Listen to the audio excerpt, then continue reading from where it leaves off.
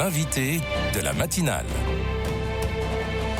KTO Radio. Chaque fin d'année entre Noël et le Nouvel An, plusieurs milliers de jeunes chrétiens se réunissent dans le cadre des rencontres européennes organisées par la communauté de Thésée. L'année dernière à Tallinn en Estonie, cette année, elle se déroule à Paris et en Île-de-France du 28 décembre au 1er janvier. Dernière ligne droite pour les organisateurs et les paroisses mobilisées pour préparer ces rencontres. On fait le point avec le coordinateur de l'événement, frère Benoît. Bonjour. Bonjour. Merci beaucoup d'être avec nous en studio. Vous êtes aussi membre donc de la communauté de Thésée. Un mot sur la communauté de Thésée, son histoire, sa vocation rapidement. D'abord, merci de votre invitation et salutations aux auditeurs en ce premier lundi de l'Avent. C'est une joie de vivre ce chemin vers Noël. Toujours. Avec vous. Nous sommes une communauté œcuménique internationale qui a été fondée par frère Roger en 1940, donc au début de la Deuxième Guerre mondiale, et qui accueille depuis plus d'un demi-siècle des milliers de jeunes chrétiens de toute l'Europe et même du monde entier pour des semaines de rencontres internationales. Et puis aussi une communauté qui part chaque année, entre Noël et Nouvel An, animer une grande rencontre internationale dans une ville d'Europe. Et cette année, nous sommes donc à Paris. Et avec une spécificité dans la prière de Thésée, facile à chanter et à reprendre dans toutes les langues. Vous pouvez nous en dire un mot également ? Oui, c'est vrai, c'est une forme de prière qui a été développée en fait pour des raisons pastorales, puisque les jeunes commençant à venir nombreux à Thésée, les frères ont réfléchi comment on peut les inclure dans ces temps de louange, de prière, et c'est comme ça que l'idée de ces refrains méditatifs est venue. Et aujourd'hui, donc, on chante dans beaucoup de langues, même des langues qui nous sont inconnues, mais grâce à cette répétition, ce côté méditatif, les jeunes et les frères aussi peuvent entrer assez facilement dans un mode de prière qui est basé sur la parole de Dieu, mais sur un mode méditatif. Et donc, est-ce qu'il y a un thème particulier pour cette année autour de ces rencontres ? Oui, alors, frère Mathieu le prieur de Thésée, oui. Vient de nous dire que il avait choisi pour thème de sa lettre pour l'année, puisque depuis le temps de frère Roger, la rencontre européenne est aussi le moment où le prieur publie la lettre qui va aider les jeunes dans leur réflexion lors des rencontres à Thésée tout au long de l'année. Et donc, il a choisi pour thème, il a choisi comme titre de sa lettre « Que cherches-tu » Et donc, ce sera un texte très spirituel et qui sera décliné dans la rencontre de la fin de l'année, à la fois dans ces méditations, mais aussi dans les thèmes qui seront abordés le matin dans les partages en petits groupes qui auront lieu dans toutes les paroisses d'accueil. C'est donc ce que vont vivre les jeunes à Paris à partir du 28 décembre prochain. Combien de jeunes sont attendus, frère Benoît ? Alors, on vient de dépasser les 10 000.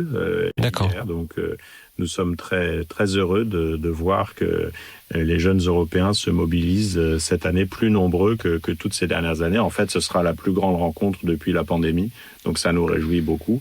Et il y aura, entre autres, probablement près de 2000 jeunes de la Pologne, 1200 de l'Allemagne et aussi plus d'un millier de jeunes de l'Ukraine qui vont évidemment marquer par leur présence cette rencontre européenne.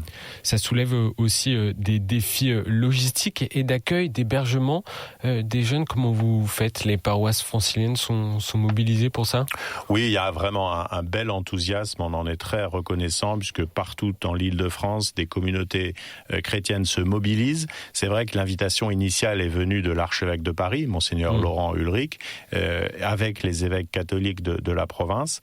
Mais il y a aussi des communautés protestantes et orthodoxes qui ont entendu l'appel de leurs responsables et qui ont rejoint tout de suite cette dynamique, déjà il y a plus d'un an avant l'annonce officielle. Et aujourd'hui, on voit combien cette rencontre est vraiment portée localement par des équipes qui se mettent en place et qui vont permettre d'accueillir ces milliers de jeunes entre Noël et Nouvel An, à la fois dans les communautés et aussi dans les familles et chez les personnes, chez l'habitant. Et qui sont ces jeunes attendus à Paris ? Donc, je le disais, ils viennent de beaucoup de pays différents, aussi de différentes églises. Les jeunes de l'Allemagne, par exemple, qui seront probablement le deuxième ou le troisième pays, ils sont à peu près moitié-moitié catholiques et protestants. C'est une rencontre œcuménique. Voilà, rencontre œcuménique. Il y aura aussi pas mal de jeunes qui viennent avec des groupes de leur pastorale des jeunes locales. Donc, c'est le cas des Polonais, des Italiens, des Espagnols. Et puis, il y a aussi des jeunes qui se mettent en route seuls ou avec quelques amis qui sont parfois venus à Thésée comme jeunes et qui veulent faire une expérience un peu différente d'une rencontre de Thésée insérée dans la vie d'une grande ville, à la découverte des communautés chrétiennes locales. Est-ce que vous avez constaté une évolution des profils particuliers de ces jeunes ? Alors, c'est une bonne question. Ce qui est marquant déjà dans l'équipe qui accueille, qui prépare cet accueil dans toute la région, puisque nous sommes depuis mi-septembre une équipe d'une 30aine de personnes basée à Paris, mais qui sillonne toute la région. Et ce qui est intéressant, c'est que parmi ces jeunes volontaires, donc 18 jeunes qui ont pris un semestre pour nous rejoindre dans cette préparation, il y en a un certain nombre qui n'ont jamais participé à une rencontre. Et je pense que cette année, du fait que ça va être une rencontre plus grande que toutes ces derniers rassemblements, de fait, il y aura pas mal de débutants, de novices qui n'ont pas expérimenté une rencontre européenne par le passé.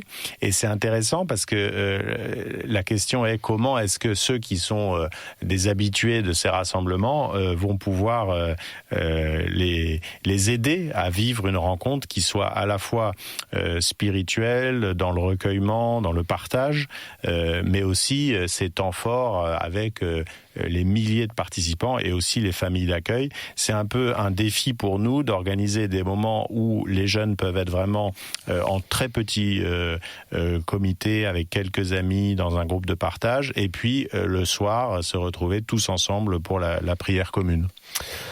Parler de cette prière commune, ces veillées de prière qui auront lieu à l'Accor Arena de Bercy, c'est ça, chaque soir. Un mot sur ce programme, justement, parce que ces jeunes ne viennent pas en Ile-de-France et à Paris juste pour faire du tourisme et pour dormir dans les familles. Comment vont se diviser les différentes journées ? Oui, donc le jour de l'accueil, ce sera le dimanche 28, mais à votre micro, je lance déjà un appel pour que des familles, des personnes se mobilisent pour accueillir 750 jeunes bénévoles qui viendront 2 jours avant, le 26 décembre. Et pour l'instant, on n'a pas encore trouvé le logement pour tous, mais le grand jour, ce sera le dimanche 28. Et ils seront accueillis dans un lieu central par département, où ils recevront les informations comme tous les jeunes. Et de ce lieu central, ils seront envoyés vers leur communauté chrétienne qui les accueillera, qui les hébergera pendant la rencontre. Et le lundi, le mardi, le mercredi, ils auront un programme dans cette communauté chrétienne le matin. Ensuite, ils auront le repas qui sera distribué dans un lieu central à Paris. Et puis, une prière du midi qui aura lieu en parallèle dans 8 grandes églises du centre-ville de Paris. Et l'après-midi, un programme d'ateliers thématiques sur beaucoup de sujets. On a plus de 150 intervenants qui ont confirmé leur présence. Ça va être extraordinaire. Et d'ailleurs, les franciliens sont aussi invités, s'ils le souhaitent, à participer à ces rencontres. Et puis le soir, donc, une grande prière. Alors, le lundi 29, ce sera dans les grandes églises de Paris et dans les cathédrales de la Petite Couronne. Et puis, le mardi 30 et le mercredi 31, ce sera en effet à l'Accor Arena de Paris-Bercy. L'inscription est obligatoire pour avoir un QR code qui permet d'accéder à l'Accor Arena, mais tous les détails se trouvent sur le site théséparisidf.fr où il est déjà possible de se préinscrire aussi pour les habitants de l'Île-de-France. Donc vous organisez, c'est les frères de Thésée avec les sœurs de la communauté de Saint-André, je crois, qui organisent toutes ces rencontres. Comment s'est préparé cet événement dans les relations avec les autres églises chrétiennes, justement ? C'est vrai, dans l'équipe de préparation, il y a ces 18 jeunes dont je parlais, il y a aussi 6 frères de Thésée et des sœurs de Saint-André, dont c'était la fête du Saint-Patron hier, donc on l'a célébré avec elle, et aussi un couple marié qui est à Thésée depuis plus de 25 ans.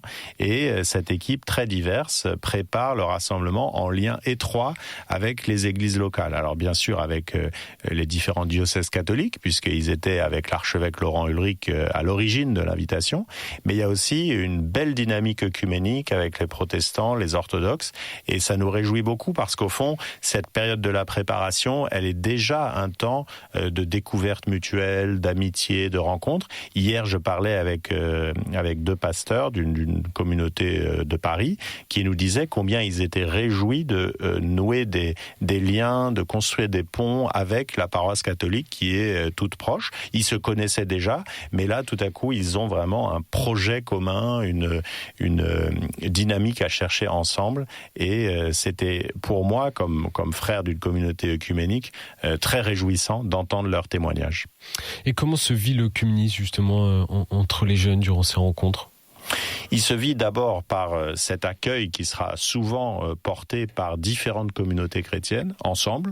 Il se vit aussi dans les partages en petits groupes, puisque dans la plupart des groupes, il y aura une diversité par la présence des jeunes de différents pays et de différentes églises.